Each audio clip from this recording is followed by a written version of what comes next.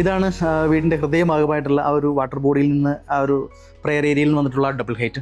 അപ്പോൾ താഴേന്ന് ആദ്യം പറഞ്ഞതുപോലത്തെ പാറ്റിയോ ഓയിൽ നിന്ന് വരുന്ന ആ ഒരു എയർ, നമുക്ക് താഴെ ജനറേറ്റ് ചെയ്യുന്ന ചൂട് ഹോട്ട് എയർ ശരിക്കും മുകളിലേക്ക് വന്നിട്ട് ഈ ഒരു ജാളിയിലൂടെയാണ് പുറത്തു പോകുന്നത്, ജാളിയുടെ ഗ്രില്ലിലൂടെയാണ് പുറത്തു പോകുന്നത്.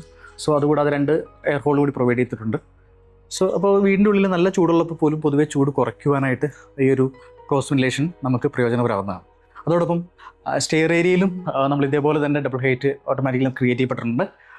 സ്റ്റെയർ ഏരിയയുടെ ആ ഒരു വലിപ്പം ആ ഒരു സ്പേസിൽ നമ്മൾ ഒരു ഫാമിലി ലിവിങ് സ്പേസ് ആയിട്ട് കൂടി കൊടുക്കുന്നുണ്ട്. അപ്പോൾ ഡബിൾ ഹൈറ്റിന് കുറച്ചും കൂടി നമുക്ക് നല്ല രീതിയിൽ കിട്ടുകയും അതോടൊപ്പം താഴെ ആ സ്പേസിനെ ഫാമിലി ലിവിങ് സ്പേസ് ആയിട്ട് മാറ്റിയെടുക്കാൻ കഴിയുകയും ചെയ്തിട്ടുണ്ട്. സോ ഇതെല്ലാം കൂടി ആക്ട് ചെയ്യുന്നു, ഫംഗ്ഷനാലിറ്റിയിലും ആക്ട് ചെയ്യുന്നു, സ്പേസ് മാനേജ്മെൻറ്റിലും ആക്ട് ചെയ്യുന്നു, അതുപോലെ നല്ല രീതിയിൽ ചൂട് വീട്ടിൽ കുറയുവാനായിട്ട് കൂടി ആക്ട് ചെയ്യും.